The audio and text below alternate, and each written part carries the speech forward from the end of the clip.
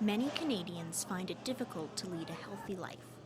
Fresh food comes at a higher cost, and that leaves many people stuck with the cheap but unhealthy alternatives. Processed foods are accessible but don't provide the needed nutrients. Studies have found that under a third of Canadians consume the recommended 5 servings of fruits and vegetables a day. Fredericton residents say it's difficult affording what they need. Healthy food's really expensive. It just sucks that it's more expensive than processed foods. So it is quite hard to maintain a balanced diet a lot of the time because you tend to buy cheaper when you're going to the grocery store. So it's unfortunate. That it would be more expensive to buy fresh produce and healthier food, and that snack food and processed and prepackaged foods tend to be on sale more often and cheaper in general.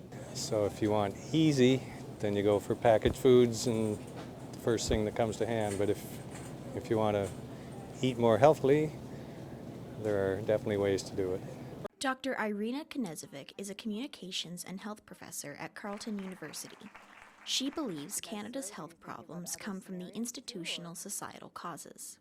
I think that we reached the point where a few years ago we found out that this generation of youth was set to live actually shorter lifespans than their parents for the first time in the history of the industrialized world. And I think it put a bit of a scare both into us and into our government agencies that have to worry about our healthcare system. Dr. Knezovic says those most affected by malnutrition are the working poor, visible minorities, single-parent families, the elderly, the disabled, and students. Tasha Hodges runs the St. Thomas University Food Bank. She says students often require assistance getting the nutrients they need.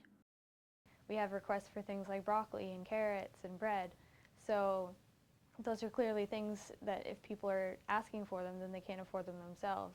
And so people, it looks like they want to eat healthy, but they're just not able to.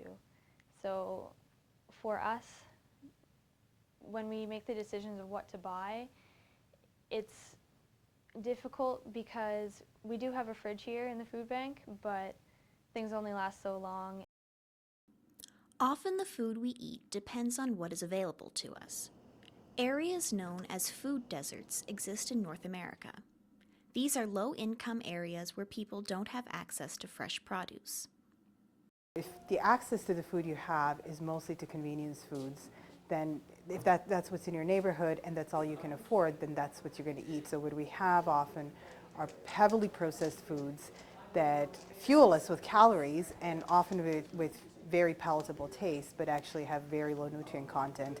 And not because necessarily they're made out of things that don't have nutritional content in them, but because they're processed so heavily that those nutrients are actually lost in the process. These delicious but unhealthy foods contribute to the rise of obesity in Canada. According to Statistics Canada, 1 in 4 adults are obese. In 2009, about 2.5 million adults between the ages of 20 and 34 were obese. By 2013, that number had increased by over 300,000. Tasha Hodges feels that if students eat out at restaurants less, they may be able to buy healthy food over convenience food. Making your own coffee rather than buying it can save money in the long run. Saving money for your own health is important, and if you can save that $2 a day extra, you know, that can buy you a bag of apples for a week or a bag of potatoes or some chicken, like something that you can cook up and that you're getting real nutritious value out of instead of maybe just a caffeine boost. With the widening wage gap and food prices on the rise, obesity and other signs of malnutrition will increase. For St. Thomas University Journalism, I'm Taylor Hoyt.